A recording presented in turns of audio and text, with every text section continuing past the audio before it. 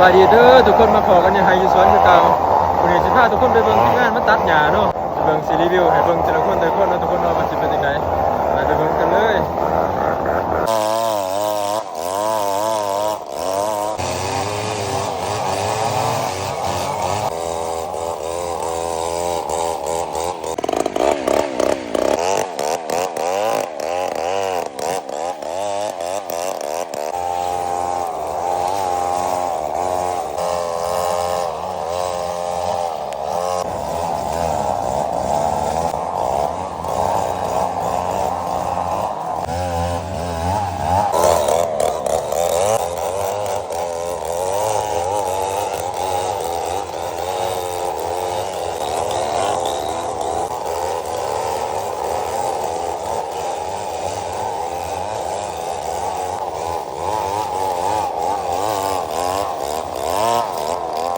นี่นะ